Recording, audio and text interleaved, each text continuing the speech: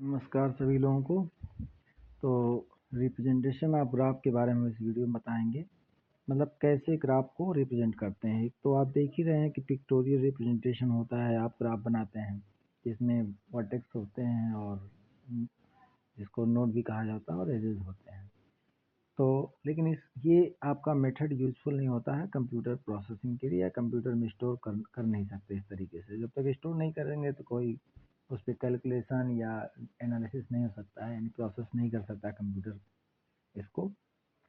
तो कंप्यूटर के अंदर स्टोर करने के लिए हमारे पास दो तरीके हैं, मतलब है तो मैट्रिक्स फॉर्म है दोनों तरीक़ों के लिए, लेकिन एक आपका इंसिडेंस मैट्रिक्स है, दूसरा आपका एडजेसेंसी मैट्रिक्स है। तो सबसे पहले हम लोग इंसिडेंस मैट्रिक्स की बात करते हैं। इंसिडेंस मैट्रिक्स यानी, और यहाँ पे जो कंसीडर किया गया वो सेल्फ लूप नहीं है। सेल्फ लूप आपको हमने बताया था कि जैसे किसी वर्टेक्स पे कोई मतलब एक ही सेम वर्टेक्स, उसके दोनों एंड वर्टिसेज हों, जिस वर्टेक्स पे शुरू हो उसी वर्टेक्स पे खत्म हो, तो ऐसी चीज़ को हम लोग सेल्फ लूप बोलते हैं। पैरेललाइज भी मैंने बताया था कि सेम पेयर ऑफ वर्टिसेज के बीच में जो भी एजेस होते हैं एक दूसरे के पैरेलल होते हैं। खैर आगे बढ़ते हैं इसमें। तो सेल्फ लूप वगैरह नहीं है, n वर्टिसेज लिया गया है और उसमें e एजेस हैं। तो हम किसी भी इस तरह की मैट्रिक्स को, किसी भी इस तरह के ग्राफ को n क्रॉस ई मैट्रिक्स से डिनोट करेंगे। n जहाँ पे नंबर ऑफ वर्टिसेज है, e एजेस है। और किसी भी मैट्रिक्स में जो ए आई जे आप हर सेल पे लिखते हैं, हर रो कॉलम के इंटरसेक्शन जगह पे, वो ए आई जे है वैल्यू, और ए आई जे की वैल्यू या तो 1 होगी या तो 0 होगी।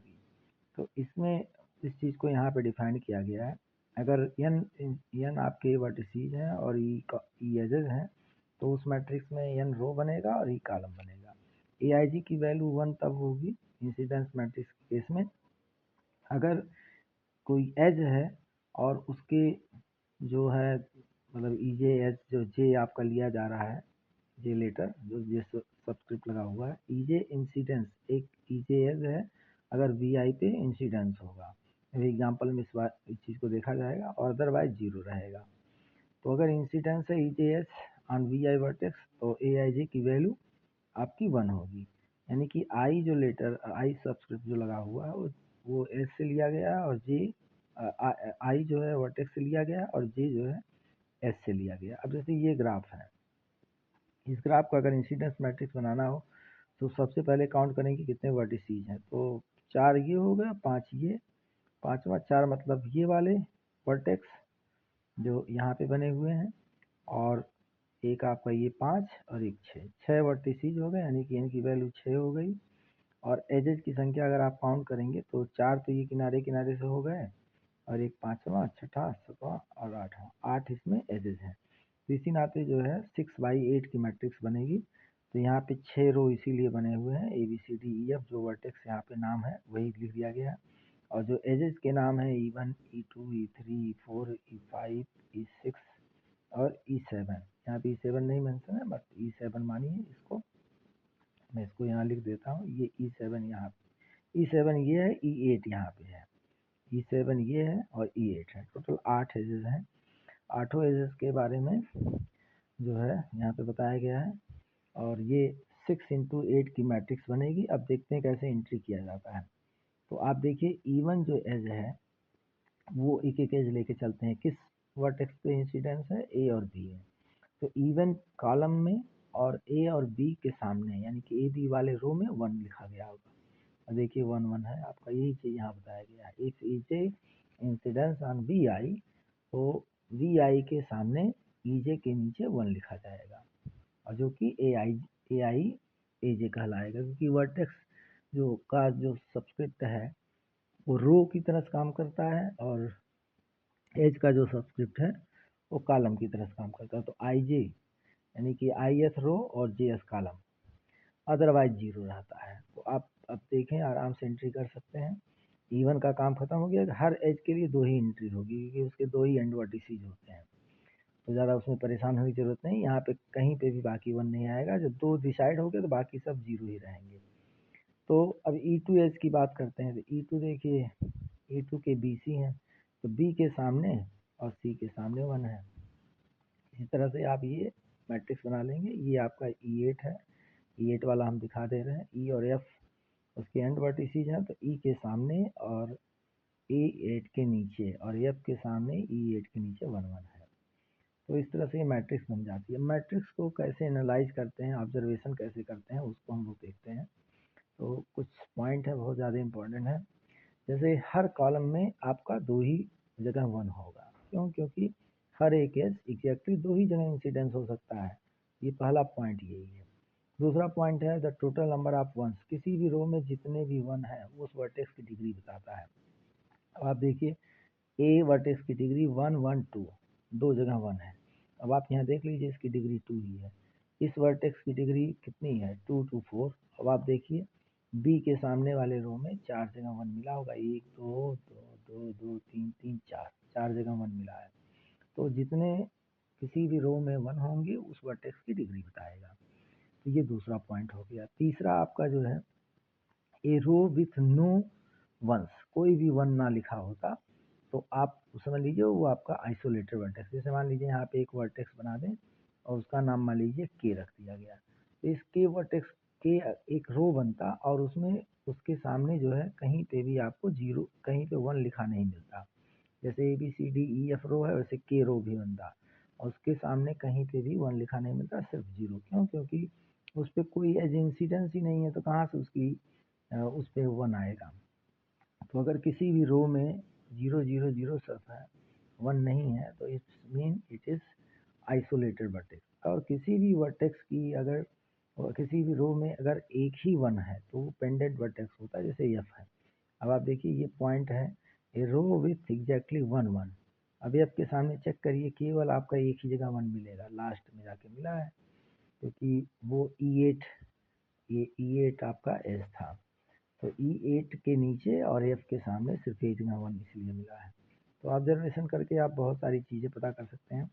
अगर 2 आइडेंटिकल कॉलम हैं, 2 कॉलम, तो उसमें समझ ली आइडेंटिकल कॉलम जितने 1 और जिस रो के सामने वही सेम दूसरे में है। मान लीजिए जैसे हम E9 यहाँ पे लिख देते हैं और मान लीजिए एक आपने यहाँ पे बना दिया, तो E9 के नीचे एक तो E आपका सामने और F के सामने यहाँ पे केवल 1 आता। E और F के सामने आपका 1 आ जाता, बाकी सब जगह 0 रहता। क्योंकि E9 जो है आपका E8 के पैरेलल एज हो गया। तो ये आइडेंटिकल है, केवल आपका जहाँ जहाँ 1 है E8 में वहीं वहीं E9 में है। तो ये सिम्टम ये पहचानने के लिए होता है कि हाँ दोनों पैरेलल एज है। हालांकि इस ग्राफ में कहीं पैरेलल एज है नहीं, इसमें पे ऐसी सिचुएशन नहीं आई है। अगर ग्राफ डिस्कनेक्टेड है, डिस्कनेक्टेड का मतलब ये होता है कि ग्राफ 2 हिस्से में बटा हुआ है और एक हिस्से के किसी भी वर्टेक्स से दूसरे हिस्से के किसी भी वर्टेक्स के बीच में एज नहीं है। जैसे ये एक ग्राफ है और एक ग्राफ और बना दिया जाए, मान लीजिए ये एक ग्राफ हो गया और इसका नाम रख दिया जाए E10, मतलब F तक है इसमें, तो G लिख दिए, H लिख दिए, I लिख दिए। अब यहाँ इसके ABCDEF जो वर्टेक्स हैं उसके किसी भी वर्टेक्स से GIH में एज नहीं है, या GIH वाले वर्टेक्स से ABCDEF पे नहीं है। तो ये 2 कंपोनेंट हो गए, डिस्कनेक्टेड ग्राफ हो गया ये, और इसके 2 कंपोनेंट हैं और दोनों कंपोनेंट अपने आप में कनेक्टेड हैं। तो ऐसी सिचुएशन में जब आपकी मैट्रिक्स बनेगी तो इस तरह से ब्लॉक बनेगा। अब यहाँ पे AG1 समझ लीजिए पहले कनेक्टेड ग्राफ का है और AG2 दूसरे ग्राफ का, और इसमें रटने वाली कोई चीज़ नहीं है। क्योंकि आप देखिए अगर बनाएंगे वर्टेक्स तो मान लीजिए यही, अभी एक एग्जांपल आपको हम बाद में बताते हैं, एग्जांपल है तो इसके जस्ट आगे वाले पेज पे एग्जांपल है, उसको हम डिस्कस कर देते हैं। जैसे ये देखिए दूसरा ये डिस्कनेक्टेड ग्राफ है। अब यहाँ पे देखिए BD के बीच में कोई एच नहीं है, तो B, अब जैसे ये सीक्वेंस वाइज सारा लिखा जाता है तो ABC आपका हो गया शुरू में पहले कनेक्टेड ग्राफ का और दूसरा हो गया DEF दूसरे ग्राफ का। तो A और D के बीच में कोई कनेक्शन, A और D या BD या CD, ऐसे ही AE, CE, CF, इन सब के बीच में कोई कनेक्शन नहीं है।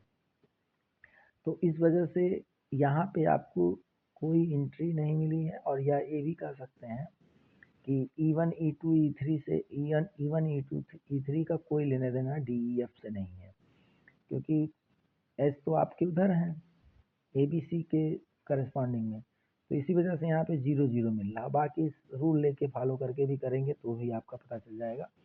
ABC देखिए, जो E1 एज है उसके एंड वर्टिसीज आपके A और B हैं, इसी नाते उन दोनों के सामने 1 आया है। E2 आपका BC है तो BC के सामने आया है, और आपका E3 जो है AC इसके एंड वर्टिसीज हैं, इस नाते AC के सामने 1 आया है। और ऐसे ही E4 E5 E6 की बात करें तो E4 E5 E6 एज का ABC से कोई लेना देना नहीं है, क्योंकि दूसरे हिस्से का है।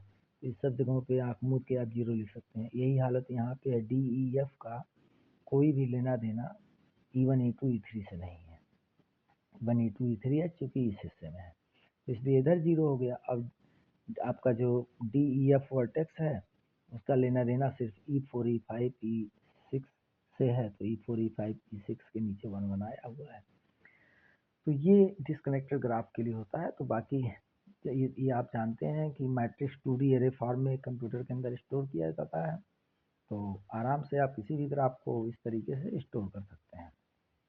एडिशेंसी मैट्रिक्स, इसमें क्या है, एडिशेंसी मैट्रिक्स स्क्वायर मैट्रिक्स होता है। ये तो आपका स्क्वायर हो भी सकता है, नहीं भी हो सकता, क्योंकि कोई ज़रूरी तो है नहीं कि नंबर ऑफ वर्टेक्स और नंबर ऑफ एजेस बराबर हो। ये n क्रॉस e की मैट्रिक्स बनती है, जिसमें number of edge, number of vertices और नंबर ऑफ वर्टेक्स लेते हैं, सॉरी नंबर ऑफ वर्टिसीज और नंबर ऑफ एजेस लेते हैं। लेकिन एडजेसेंसी मैट्रिक्स में केवल आपका वर्टेक्स क्रॉस वर्टेक्स होता है, इस साथ स्क्वायर मैट्रिक्स बनता है। और इंसिडेंस मैट्रिक्स क्यों नाम पड़ा, क्योंकि एज इंसिडेंस होता है वर्टेक्स पे, तो एज इंसिडेंस होता है वर्टेक्स पे, तो वर्टेक्स भी आया और एज भी आया, इसी नाते दोनों चीज़ें यूज हुई हैं। लेकिन एडजेसेंसी मैट्रिक्स क्या होती है, एडजेसेंसी का मतलब क्या होता है, किसी वर्टेक्स का एडजेसेंट वर्टेक्स होता है, तो वर्टेक्स का वर्टेक्स से लेना देना, इस तरह से वर्टेक्स क्रॉस वर्टेक्स यानी कि स्क्वायर मैट्रिक्स बनेगी। और यहाँ पे भी सेल्फ लूप पैरेलल एजेस का डिस्कशन वो नहीं करेंगे, ऐसा सिंपल ग्राफ का केवल। तो एम जी इक्वल टू, और ऐसा नहीं कि बना नहीं सकते, बना सकते हैं आप, लेकिन वो यहाँ पे एडिशेंसी मैट्रिक्स हो या फिर इंसिडेंस मैट्रिक्स हो, हम पैरेलल सेल्फ लूप को नहीं कंसीडर करते हैं।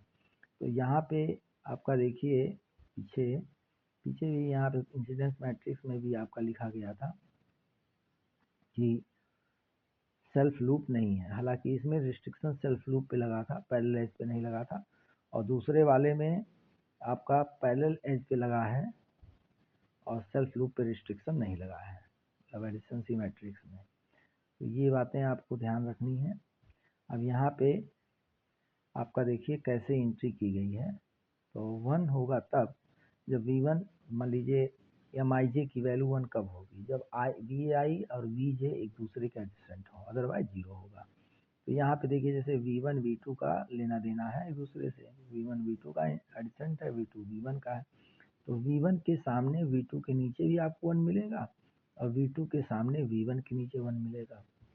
और यहाँ पे कितने भी 1 किसी भी कॉलम में आ सकते हैं, क्योंकि V1 कई V1 ही है या V2 ही है, आप देखिए वो कई वर्टेक्स के एडजेसेंट होते हैं। जैसे V1 की बात करिए तो V6 का भी एडजेसेंट है, V5 का भी है, V2 का भी है, तो उसके करस्पॉन्डिंग पोजीशन पे 1 आएगा। तो ऐसा कोई रिस्ट्रिक्शन नहीं है जैसे उसमें था कि हर एज के नीचे 2 ही आपको 1 मिलते हैं, क्योंकि कोई भी एज 2 ही जगह इंसिडेंस हो सकता है, यहाँ पे ऐसा कोई रिस्ट्रिक्शन है नहीं।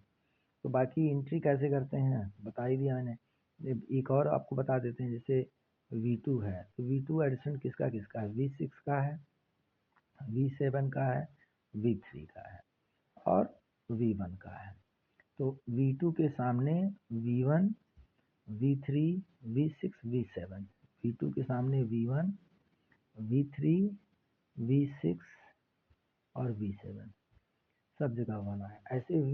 ऐसे उल्टा देखिए, V3 V6 V7 और V1 के सामने V2 के नीचे 1 होगा। तो अगर V3 देखिए, V6 देखिए, V7 देखिए और आपका V1 देखिए, और इन सब में V2 वाले कॉलम के नीचे देखिए सब जगह 1 आपको लिखा मिलेगा, क्योंकि वो रिवर्स भी होगा। खैर ये हो गया। अब इसके बाद इसका ऑब्जर्वेशन जब आप करते हैं तो प्रिंसिपल मैट्रिक्स पे जो प्रिंसिपल डायगोनल होता है वहाँ पे आपको 0 ही मिलेगा। अगर सेल्फ लूप है तभी 1 मिलेगा, अदरवाइज नहीं मिलेगा। अब V1 आपस में एडजेसेंट कम होंगे। जब V1 पे सेल्फ लूप होगा तो V1 के सामने V1 के नीचे 1 मिलेगा।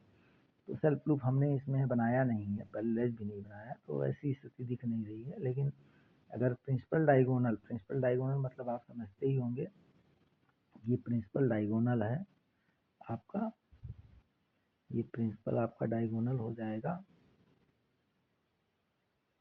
ये जो 0 0 0 लिखा गया है ये आपका प्रिंसिपल डायगोनल है। इस जगह पे 0 0 इसलिए है क्योंकि आपका कोई सेल्फ लूप नहीं है।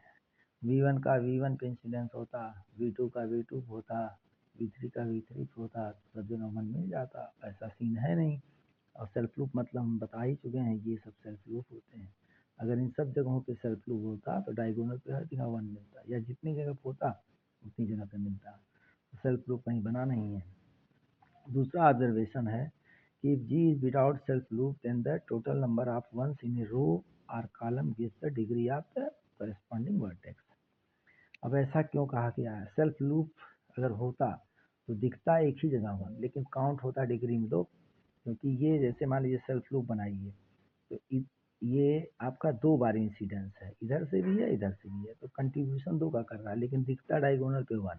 तो इसी वजह से इस सेल्फ लूप जैसी चीज़ को हटा के बता रहा है।